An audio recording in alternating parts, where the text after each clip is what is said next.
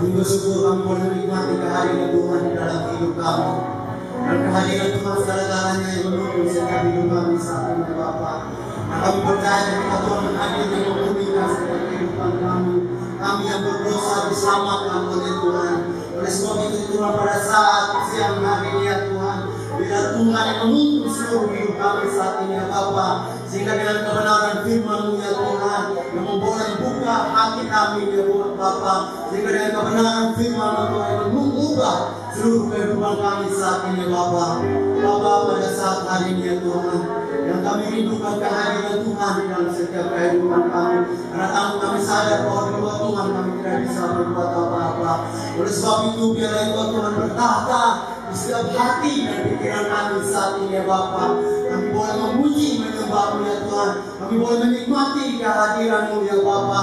Dan saat hari ini ya Tuhan, di waktu yang tepat ini ya Tuhan, kami mau duduk diam untuk mendengarkan kebenaran firman-Mu ya Bapa. Sehingga dengan kebenaran firman-Mu yang kami dengar hari ini ya Tuhan, yang boleh memberkati setiap kehidupan kami ya Bapa.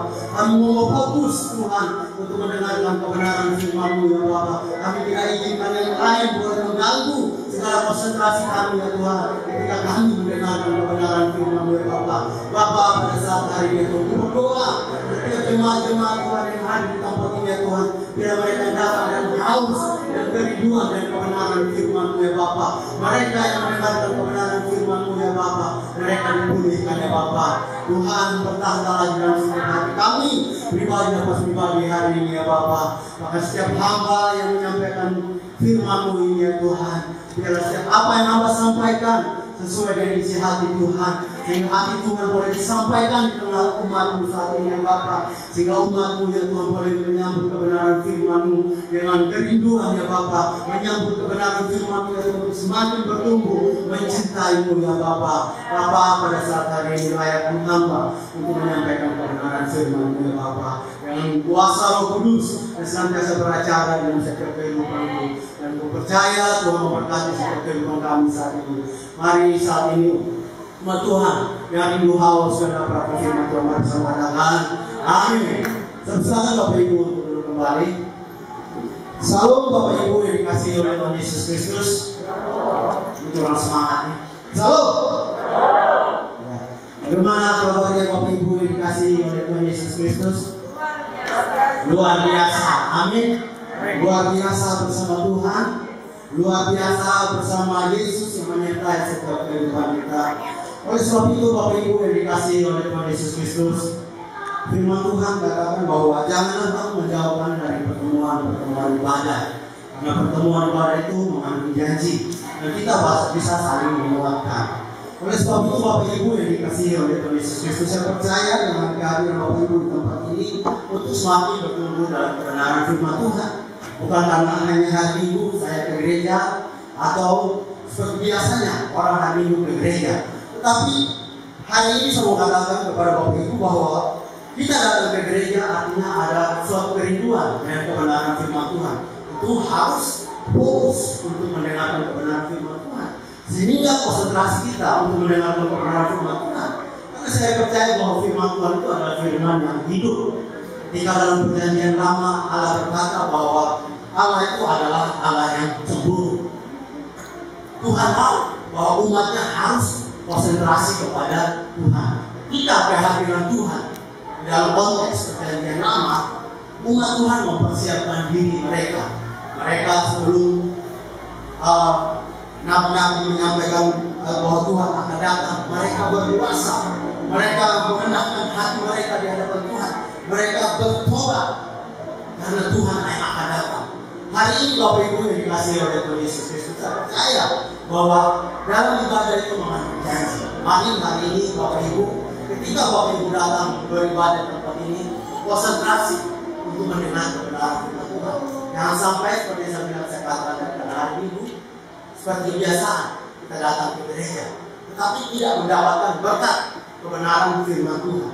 Kita tidak bertumbuh di dalam kebenaran firman Tuhan. Apakah firman Tuhan salah? Tentu firman Tuhan tidak pernah salah di dalam setiap kehidupan kita. Hari ini kita akan mendengarkan kebenaran firman Tuhan. Bapak Ibu, kita buka Alkitab kita. Mari kita buka Alkitab kita Jangan mengganggu konsentrasi pada yang lain. Kita fokus untuk mendengarkan kebenaran firman Tuhan. Firman Tuhan hari ini dalam kitab 1 Samuel pasal 4 ayat 1 sampai ayatnya yang ke-22. Firman Tuhan yang boleh menguatkan kita. Kitab Samuel 1 Samuel pasal 4 ayat 1 sampai ayatnya yang ke-22. Jadi boleh ditampilkan.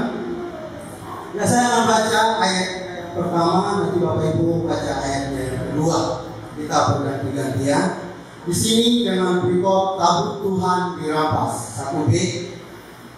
Orang Israel maju berperang melawan orang Filistin dan berkemah dekat Ebenezer. Sedang orang Filistin berkemah di Afek. Orang Filistin mengatur barisannya berhadapan dengan orang Israel. Ketika pertempuran menembak, itulah Allah orang Israel oleh orang Filistin yang menewaskan kira-kira 4.000 orang di medan pertempuran itu. Ketika tentara itu kembali ke perkemahan, berkatalah para tua Israel, mengapa Tuhan membuat kita terpukul kalah oleh orang Filistin pada hari ini? Marilah kita mengambil dari Silo tabut perjanjian Tuhan, supaya ia datang ke tengah-tengah kita dan melepaskan kita dari tangan musuh kita. Kemudian bangsa itu menyuruh orang ke Silo, lalu mereka mengangkat dari sana tabut perjanjian Tuhan semesta Allah yang bersemayam di atas para keruh. Kedua anak Eli, Hofni dan Fineas, ada di sana dekat tabut perjanjian Allah itu. Segera sesudah tabut perjanjian Tuhan sampai ke perkemahan, bersoraklah seluruh orang Israel dengan nyanyi sehingga bumi bergetar. Dan orang Filistin yang mendengar bunyi sorak itu berkata, apakah bunyi sorak yang lain di depan orang Ibrani? Ketika diketahui mereka bahwa Tuhan telah sampai ke Ayat 7, ketakutanlah orang Filistin sebab kata mereka, Allah mereka telah datang ke perkemahan itu, dan mereka berkata, celakalah kita, sebab seperti itu belum pernah terjadi dahulu. Celakalah kita, siapakah yang menolong kita dari tangan Allah yang maha dahsyat ini? Inilah juga Allah yang telah mengajar orang Filistin dengan berbagai ulah di padang gurun. Ayat 9, kuatkanlah hatimu dan berlakulah seperti laki-laki, hai orang Filistin, supaya kamu jangan menjadi budak orang Ibrani itu, seperti mereka dahulu menjadi budakmu. Berlakulah seperti laki-laki dan berperanglah. Lalu berperanglah orang Filistin, sehingga orang Israel terpukul kalah. Mereka melarikan diri masing-masing ke tengahnya. Semaraklah besar kekalahan itu. Dari pihak Israel itu 30.000 orang pasukan ajaran kaki. Lagi pula tabut Allah dirampas, dan kedua anak Eli, Hofni dan Fineas tewas. Seorang dari suku Benyamin lari dari barisan pertempuran, dan pada hari itu juga ia sampai ke Silo dengan pakaian berkoyak-koyak dengan tanah. Ketika ia sampai, Eli sedang duduk di kursi di tepi jalan menunggu-nunggu, sebab hatinya berdebar-debar karena tabut Allah itu. Ketika orang itu masuk ke kota dan menceritakan kabar itu, berteriaklah seluruh kota itu.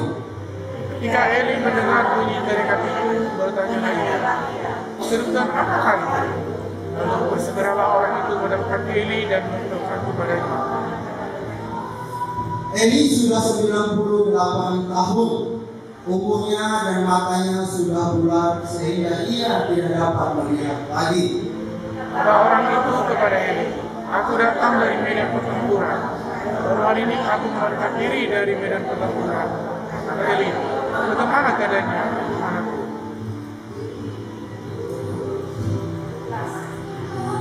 Jawab pembawa kabar itu, orang Israel melarikan diri dari hadapan orang Filistin. Kekalahan yang besar telah diderita oleh rakyat. Lagi pula kedua anakmu Hofni dan Fineas telah tewas, dan tabut Allah sudah dirampas. Ketika disebutnya tabut Allah itu, jatuhlah Eli terentang dari kursi di sebelah pintu gerbang. Mata lehernya patah dan ia mati, sebab telah tua dan gemuk orangnya. 40 tahun lamanya ia memerintah sebagai hakim atas orang Israel. Ayat 19. Adapun menantunya perempuan istri Pinehas sudah hamil 2 ketika dengarnya kabar itu bahwa tabut Allah telah dirampas dan mertuanya laki-laki serta suaminya telah mati, duduklah ia berlutut lalu bersalin, sebab ia kedatangan sakit beranak. Ketika ia hampir mati, berkatalah perempuan yang berdiri di dekatnya, "Janganlah takut, sebab engkau telah melahirkan seorang anak laki-laki." Tetapi ia tidak menjawab dan tidak memperhatikannya. Ia menamai anak itu Ikabod, katanya telah lenyap kemuliaan dari Israel, karena tabut Allah sudah dirampas dan karena mertuanya dan suaminya. Katanya, telah lenyap kemuliaan dari Israel, sebab tabut Allah telah dirampas. Amin. Buat firman Tuhan, berbahagialah kita mendengar dan merenungkan kebenaran firman Tuhan. Bapak Ibu yang dikasihi oleh Tuhan Yesus Kristus, dalam pembacaan firman Tuhan hari ini kita boleh merenungkan bahwa kekalahan yang sangat luar biasa yang terjadi pada bangsa Israel ketika di dalam zaman Yosua, bagaimana bangsa Israel dalam keadaan sudah masuk ke negeri yang sudah dijanjikan oleh Tuhan, bahwa negeri yang penuh susu dan madu, negeri yang kaya. Tapi di sini kita lihat dalam perjalanan kehidupan bangsa Israel, bahkan dalam kitab 1 Samuel, dan kita baca bahwa bangsa Israel sudah tidak mencari Tuhan. Bahkan para imam-imam pun sudah tidak setia lagi kepada Tuhan. Di dalam pembacaan hari ini kita baca bagaimana kisah tentang bangsa Israel yang kalah menghadapi bangsa Filistin. Ternyata bahwa kekalahan bangsa Israel bukan karena Tuhan tidak bisa melakukan semuanya. Kekalahan bangsa Israel bukan karena Tuhan tidak bisa menaklukkan musuh-musuhnya, tetapi kekalahan bangsa Israel ini adalah karena dosa, karena ketidaksetiaan mereka kepada Tuhan, sehingga Tuhan harus mengizinkan Filistin untuk menaklukkan bangsa Israel ini. Kita lihat dalam kebenaran firman Tuhan ini bahwa tabut Tuhan pun dirampas. Seharusnya tabut Tuhan itu adalah melambangkan kehadiran Tuhan, bahwa tabut Tuhan itu adalah di mana Tuhan hadir. Tetapi ketika mereka membawa tabut Tuhan ini, Tuhan tidak hadir dalam peperangan bangsa Israel. Yang ada hanya kekalahan. Di sini kita lihat bahwa di dalam perjanjian lama yang bagaimana nabi yang dipilih oleh Tuhan, Imam Eli sebagai imam, sebagai hakim juga di bangsa Israel pada saat itu, dan dia mempunyai anak namanya Hofni dan Pinehas, dan mereka ini adalah imam yang harus mempersembahkan korban di hadapan Tuhan. Tetapi imam ini, Hofni dan Pinehas, adalah mereka jahat di hadapan Tuhan. Bahkan kita baca di ayat pasal 2 sampai pasal 3 situ, bagaimana bangsa Israel mereka datang ke Silo itu tempat mereka mempersembahkan korban di hadapan Tuhan. Tetapi korban yang harusnya dipersembahkan kepada Tuhan ternyata diambil oleh para imam. Bukan hanya korban saja, mereka membunuh perempuan-perempuan yang akhirnya ini menjadi suatu kebencian di mata Tuhan bagi Hofni dan Pinehas. Apakah Tuhan tidak mengingatkan Hofni dan Pinehas? Tuhan mengingatkan mereka. Tuhan mengutus nabi-nya. Kalau kita lihat di pasal yang kedua, situ ada seorang nabi. Di pasal 2 itu tidak diceritakan siapa nabi itu, bahwa Tuhan nabi sampaikan kepada mereka, kalau engkau dan keluarga tidak bertobat, engkau akan mati, engkau akan binasa. Tapi apa yang disampaikan oleh para nabi?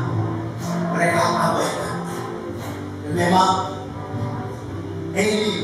nabi ini, dia tidak tegas kepada anak-anaknya.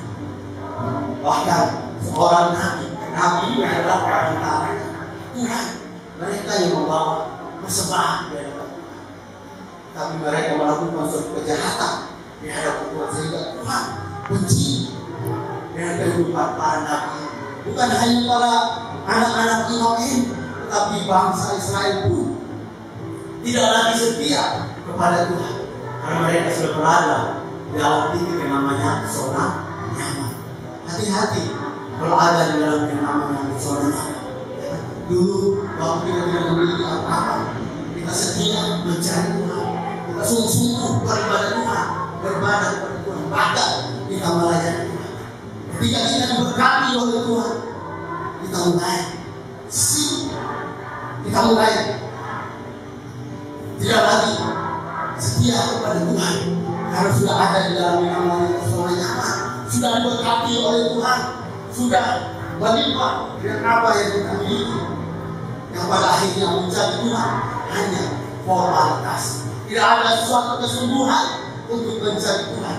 Hati-hati berada di dalam titik zona nyaman, karena zona nyaman ini seringkali membuat kita jauh daripada Tuhan. Bangsa Israel ada di dalam zona nyaman. Mereka sudah menikmati negeri yang sudah dijanjikan oleh Tuhan. Mereka sudah ada dalam posisi yang nyaman. Tidak ada lagi musuh yang datang menyerang mereka. Mereka ada dalam suatu kenyamanan. Tuhan menyertai mereka dengan janji Tuhan. Tapi ketika mereka ada dalam zona nyaman, mereka sudah tidak setia lagi kepada Tuhan. Mereka mulai membangun tubuh-tubuh perubahan berhala. Para imam tidak lagi setia kepada Tuhan. Mereka mulai bengkok, tidak setia lagi, tidak berani menyatakan kebenaran. Dan ini yang terjadi di dalam kehidupan bangsa Israel. Bapak Ibu yang dikasihi oleh Tuhan Yesus Kristus, di dalam kebenaran firman Tuhan yang kita baca di renungan ini, di sini bagaimana ketika bangsa Filistin datang menyerbu bangsa Israel, mereka mengalami suatu kekalahan yang sangat luar biasa. 4.000 orang meninggal. 4.000 orang meninggal.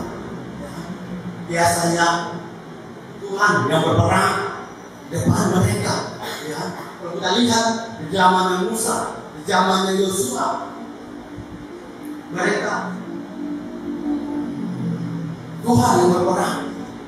Karena kalau kita lihat di dalam kepemimpinan Yosua, ketika Yosua juga pun pernah melakukan kesalahan ketika bangsa Ai datang menyerang bangsa Israel. Mereka tidak bertanya lagi kepada Tuhan. Akhirnya mereka kalah. Lalu Yosua datang merendahkan diri, mencari Tuhan. Tapi ini berbeda yang kita baca hari ini. Ketika Nabi datang, mereka tidak mencari Tuhan. Eli tidak mencari Tuhan, tidak merendahkan diri di hadapan Tuhan. Bahkan anak-anaknya Hofni dan Finehas tidak mencari Tuhan. Apakah ketika mereka mencari Tuhan, Tuhan pasti akan mengampuni segala dosa mereka. Tapi mereka tidak percaya Tuhan. Yang akhirnya kita baca tadi bahwa 4.000 tentara Israel meninggal. Ketika 4.000 meninggal, tentara Israel meninggal. Mereka dengan penuh sangat ketakutan yang sangat luar biasa. Ada apa ini? Oh Tuhan tidak hadir, tidak menyertai kita. Dengan cara mereka, ya udah, kita pergi ke Sion, ambil tabut perjanjian Tuhan. Tabut perjanjian Tuhan seperti saya katakan melambangkan kehadiran Tuhan. Di mana situ di tabut itu ada keruk, dari situ Tuhan hadir. Jadi tabut itu ada Tuhan yang hadir ketika bekerja dalam Yosua juga. Ketika bangsa Israel menyeberang Sungai Yordan, para imam, yaitu orang-orang lain yang harus membawa tabut itu, mereka harus berada di depan. Kalau kita lihat, mereka menyeberang Sungai Yordan itu langsung kering. Artinya bahwa tabut kehadiran Allah ini, bahwa tabut Allah ini di mana melakukan kehadiran Allah. Bapak Ibu yang dikasihi oleh Tuhan Yesus Kristus, kita melihat bahwa ketika mereka membawa tabut ini, karena mereka berpikir, wah mereka bawa tabut ini, pasti mereka akan menang, pasti Tuhan akan datang menolong mereka. Ini keyakinan yang sangat luar biasa bagi bangsa Israel. Tuhan akan membela mereka. Bahkan bangsa Filistin pun ketika mereka mendengar seruan bangsa Israel, wah Tuhan Allah sudah datang. Bangsa Filistin ayat kita baca, mereka mengalami suatu ketakutan, kegentaran bahwa Tuhan akan menyertai mereka. Tuhan akan berperang. Bangsa Filistin mengalami suatu ketakutan. Bangsa Israel mereka ketika mereka membawa tamu perjanjian itu, mereka dengan bersorak-sorai menyanyi, praise and worship. Tetapi Tuhan tidak hadir. Malah dikatakan di dalam Alkitab yang kita baca, malah di ayat yang ke-10 dikatakan 30.000 orang pasukan berjalan kaki, malah mengalami suatu dikatakan dari pihak Israel gugur 30.000 orang pasukan berjalan kaki. 30.000 lebih banyak lagi yang meninggal. Padahal ada tabut Tuhan. Apa? Kenapa? Tuhan tidak hadir. Kenapa Tuhan tidak menyertai bangsa Israel? Tabut mereka sudah bawa. Seperti saya katakan tadi, tabut itu melambangkan kehadiran Allah. Tetapi bangsa Israel, mereka ketika mereka menentang perjanjian mereka, tidak melakukan namanya berpuasa. Mereka tidak merendahkan diri. Mereka mengambil dengan cara diri mereka sendiri dan keyakinan mereka sendiri bahwa kalau kita bawa tamu ini pasti kita akan menang. Tapi di sini dikatakan Alkitab katakan bahwa 30.000 orang yang meninggal. Jadi ketakutan yang sangat luar biasa. Bahkan Alkitab mencatat bahwa tabut Tuhan pun dirampas, diambil oleh bangsa Filistin. Jadi apa yang salah ini? Apakah Allah kurang bisa menaklukkan musuhnya? Apakah Allah tidak bisa membuat bangsa Israel menang? Terlalu sangat bisa. Dia Allah yang berkuasa. Tapi bangsa Israel ini adalah mereka tidak mengalami yang namanya pertobatan. Mereka dalam keadaan terdesak baru mencari Tuhan. Dalam keadaan terdesak mereka mengambil tabut perjanjian Tuhan. Mereka mengambil tabut perjanjian dalam keadaan terdesak, ya, dalam keadaan terdesak. Tapi dalam kehidupan hari pasangan mereka tidak setia kepada Tuhan.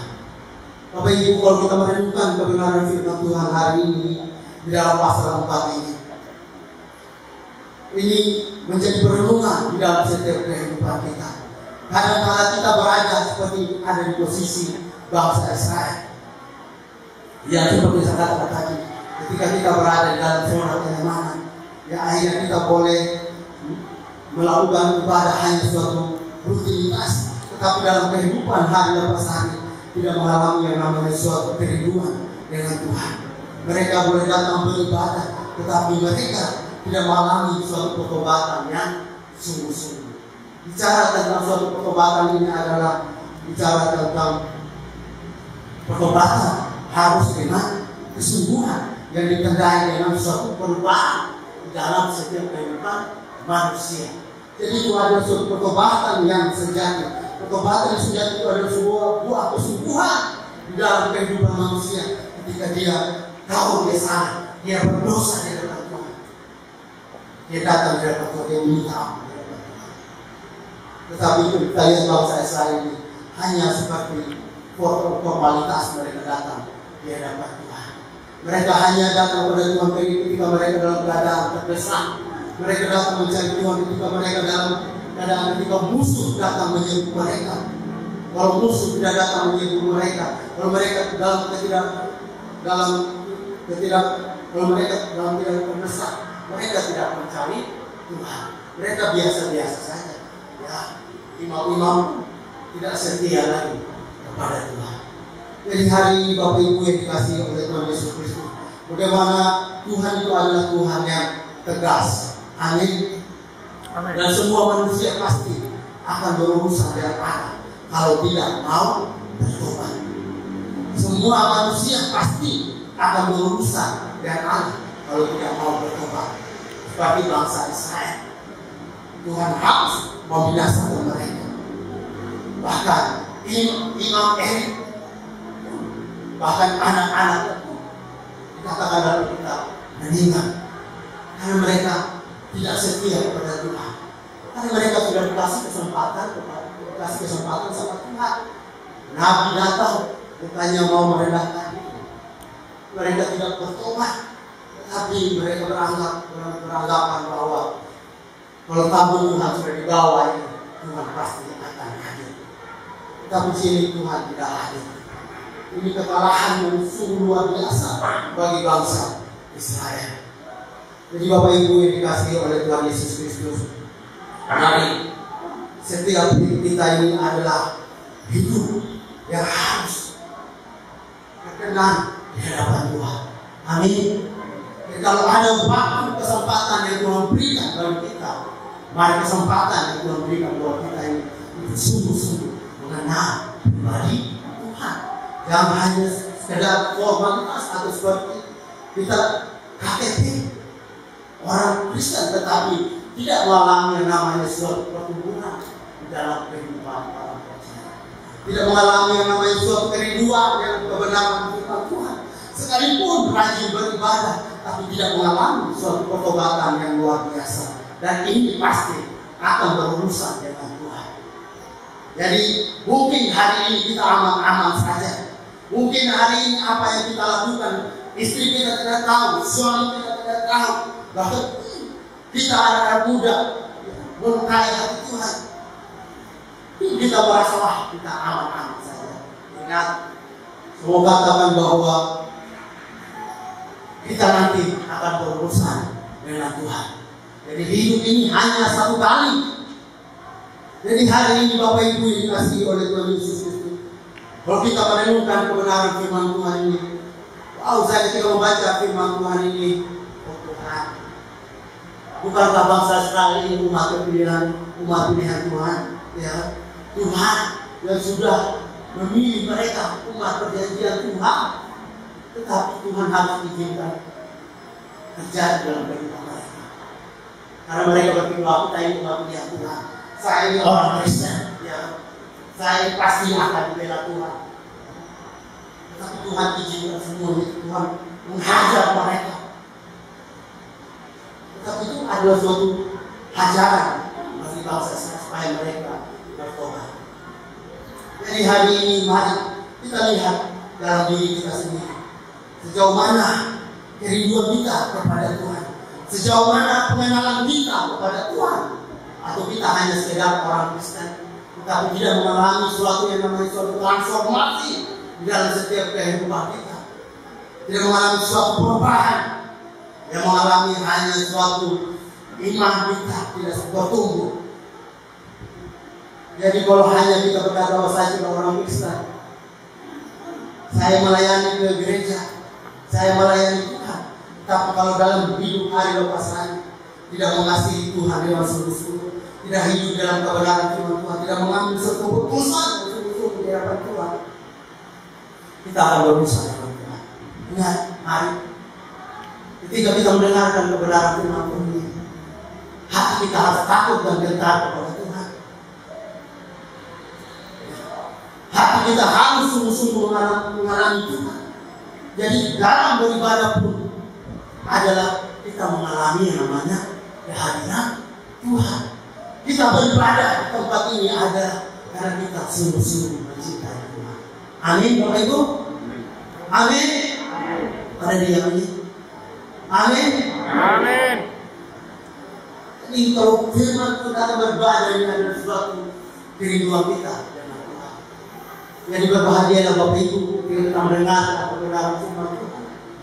Masih kita diberikan kesempatan untuk mendengarkan kebenaran firman Tuhan. Pertobatan itu harus adalah besar. Amin. Banyak orang-orang Kristen berkata, Tuhan, saya mau bertobat, tolong saya. Tapi tidak ada suatu usaha di dalam hidup manusia. Hanya berdoa, Tuhan, saya mau bertobat, Tuhan. Tapi tidak ada suatu kesembuhan. Jadi dalam diri manusia juga pun harus ada suatu usaha, harus ada suatu kesungguhan untuk bertobat, ada suatu usaha dalam kehidupan manusia. Jadi pertobatan itu seperti saya katakan tadi adalah suatu kesungguhan yang ditandai suatu perubahan dalam kehidupan manusia. Adanya suatu usaha manusia untuk mau sungguh-sungguh datang kepada Tuhan. Itu pertobatan sejati.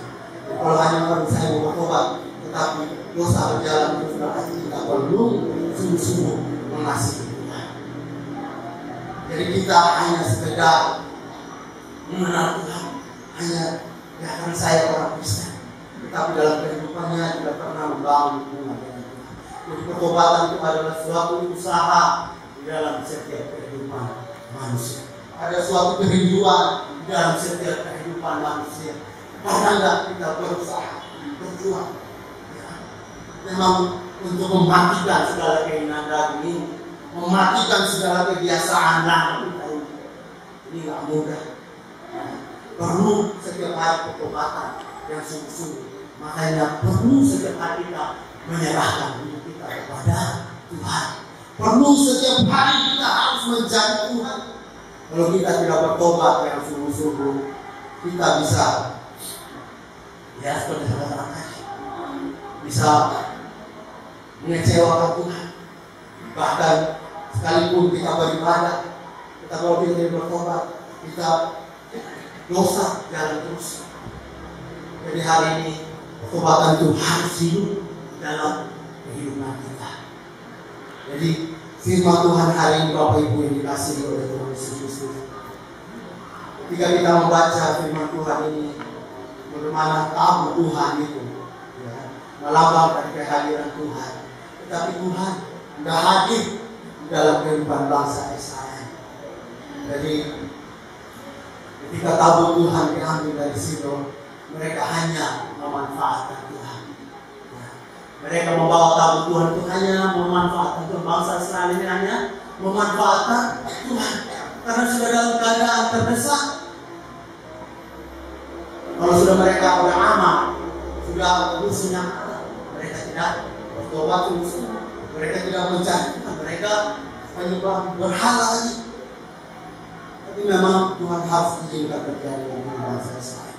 Bukan hanya kepada bangsa Israel, kepada kita semua pun. Kalau Tuhan masih menghajar kita, masih menyayangi kita, berarti itu adalah semua kemurahan Tuhan. Amin. Kalau kemurahan Tuhan itu kok baik buat kita semua.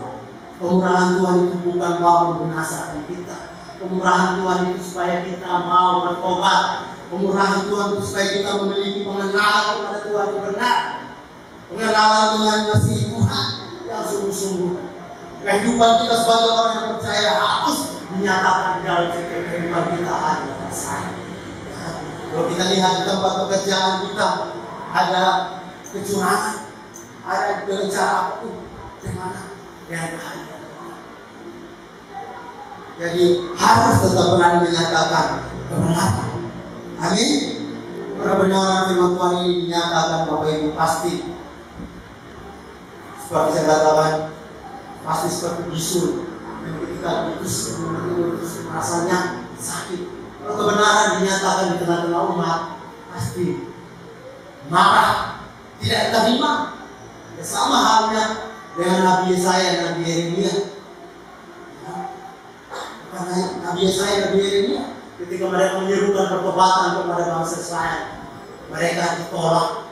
Bahkan Nabi Yeremia pun dipenjara. Memang ketika menyatakan kebenaran, hati kita ini kayaknya kenapa?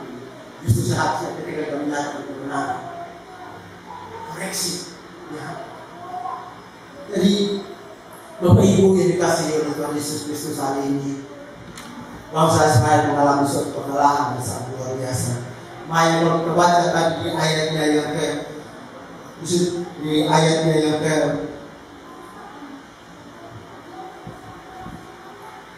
yang ke-18 di situ dikatakan, ayat yang ke-20, ketika hampir mati berkatalah perempuan-perempuan yang berdiri, janganlah takut, sebab engkau telah melahirkan seorang anak laki-laki. Tetapi ia tidak menjawab dan tidak memperhatikannya.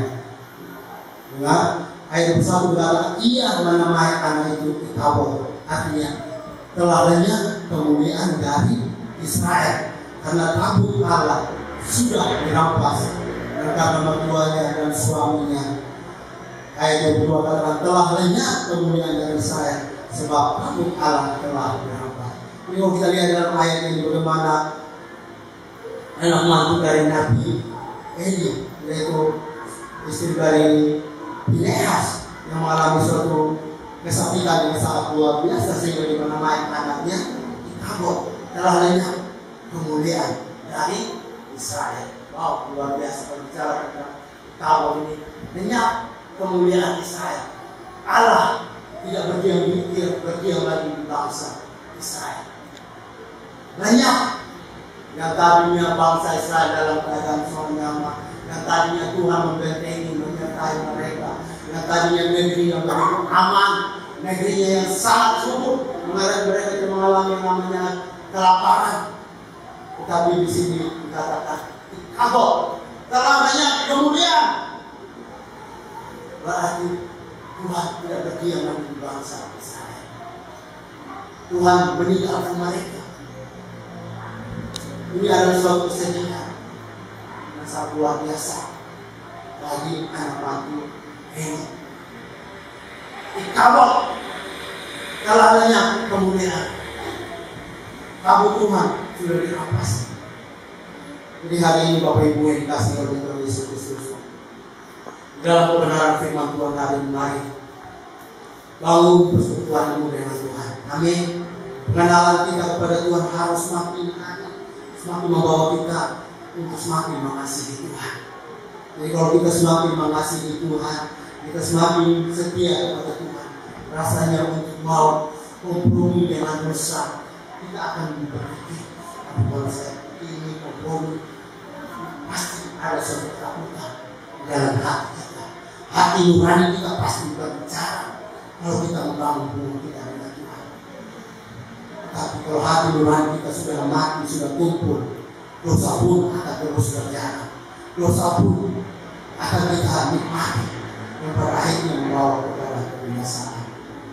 Oleh sebab itu Bapak Ibu yang dikasihi oleh Tuhan Yesus Kristus, hari ini dalam kebenaran firman Tuhan yang kita dengar ini, boleh menuntun setiap kehidupan kita. Mari setiap kita dengan kebenaran firman Tuhan, untuk kita membangun hubungan kita dengan Tuhan, mengalami Tuhan hari lepas hari. Amin. Cukup saya sudah orang Kristen, saya sudah pasti masuk surga, ya kan? Karena kita pasti punya jaminan masuk surga. Tetapi kalau dalam kehidupan nyatanya, dalam kehidupan hari lepas hari, kita tidak mengalami suatu pertobatan, jelas sekali dikatakan dalam Alkitab bahwa firman Tuhan katakan, "Hanyalah kamu, aku tidak pernah mengenal kamu." Jadi hari ini Bapak Ibu, saya percaya bahwa kita semuanya mau masuk surga. Amin. Bapak Ibu mau masuk surga? Amin.